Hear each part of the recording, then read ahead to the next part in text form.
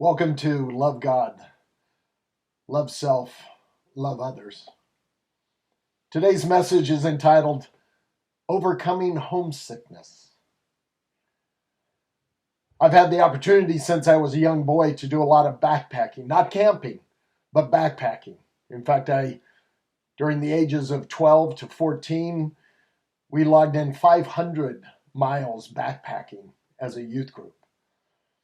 I'm a father. We have 6 children, and 4 of those are boys, and I've had the opportunity to go on many backpacking trips with them, many 50-milers, where you're putting your entire existence on your back and for a week, 10 days, out of your comfort zone, not in front of your computer or TV or heater or your bath or your mommy or daddy's cooking, not in your comfortable bed, but out in nature with blisters and soreness and in many cases food deprivation because somebody forgot the meals for the week, or in the cold or in the rain.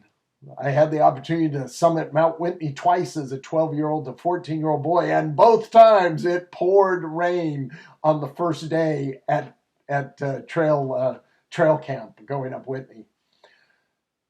So I had many experience personally and with my young sons as young as 11 or 12 and 14.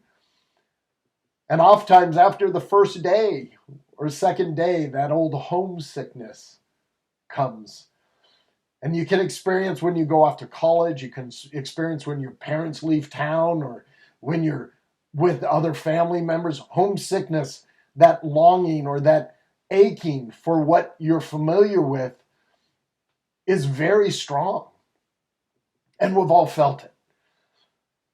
And over the years, I came up with a simple solution, an antidote, a prescription to help my poor sons to overcome homesickness or this pity or self-indulging oneself in woe is me. And the solution was very simple. I first told them, you have to get moving. You have to have physical exercise. You have to remove your place from where you might be experiencing this. Most of the time it's inside their tent. Most of the time it's when it's pouring rain and they're cold and they're hungry and they know their meal is hours away that they're going to have to prepare. But you have to remove yourself from your location and to become physically engaged. The second part was, and then go serve others. Find somebody else who's in their tent who needs to come out. Find somebody who might be having a hard time lighting their stove, or somebody who doesn't know how to do what you have grown accustomed to.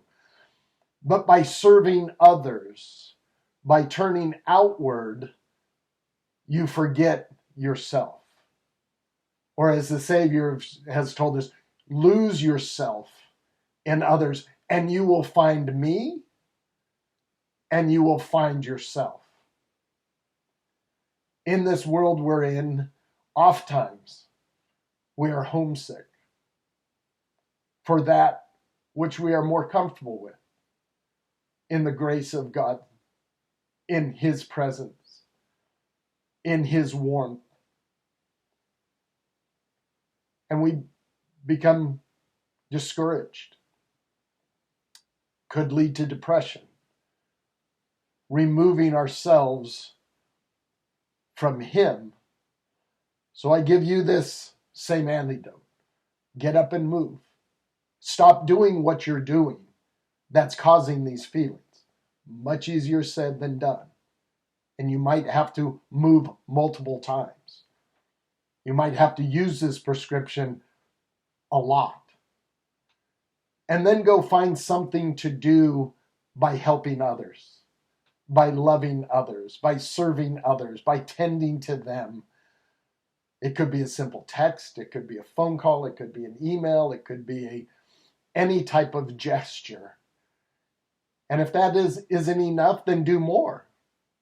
And do more until that sadness or that homesickness is relieved.